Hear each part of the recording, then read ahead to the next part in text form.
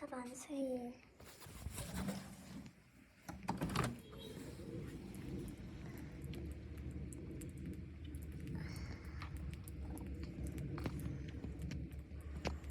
Bugün çok kar yağdı.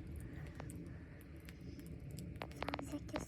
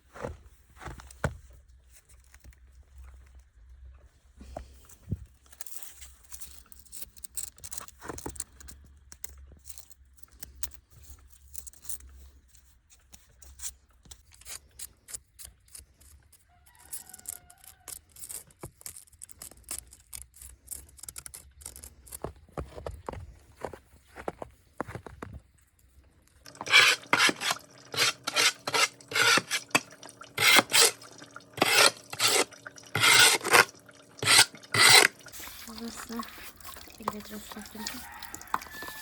Sürün şey olmasın bura. Nasıl olsa pazar buraya geldi.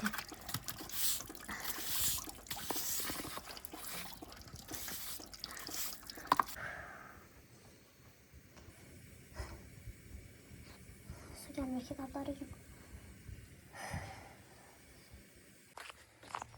Ahmetli suyumuz geldi.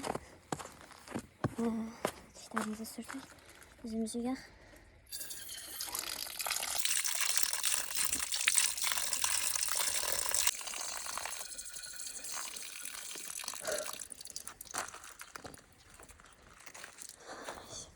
Şimdi dişlerimizi dök.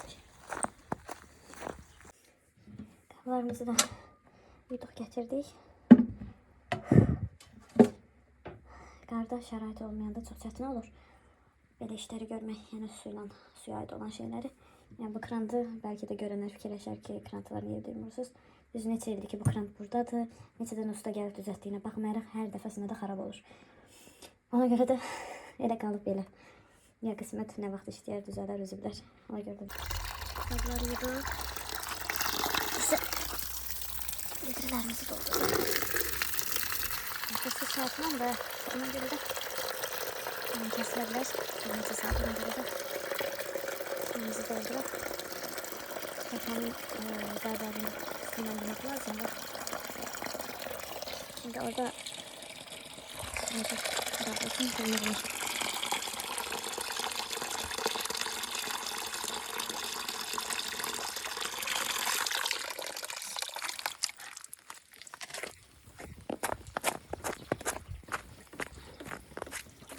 Biraz yedim. Buralar. Hamama gitmiyor olduğu için. Sabırın olsun.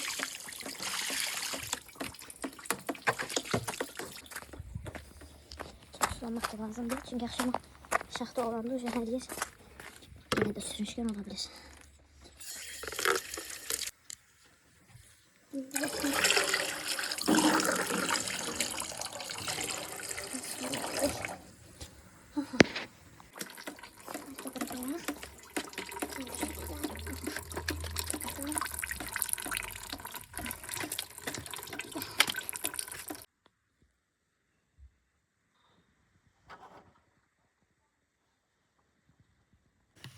Şimdi ise dostlar, atam için süt hazırlamalıyım.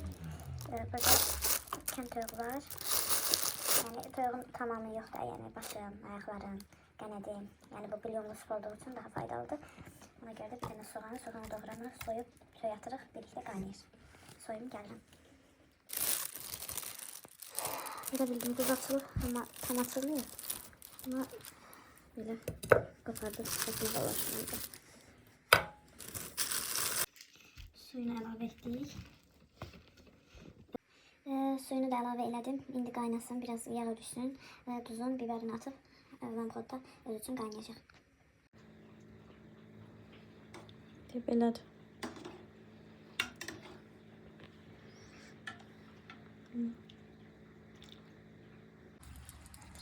Qarartılar yer.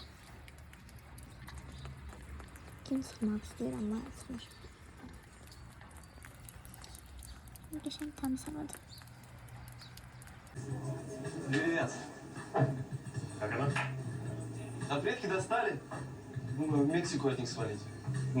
Тебя хоть предки достают. А я уже просто дохну от этой скуки. Да, ребят, проблема у вас еще. Здорово, Макс. Привет.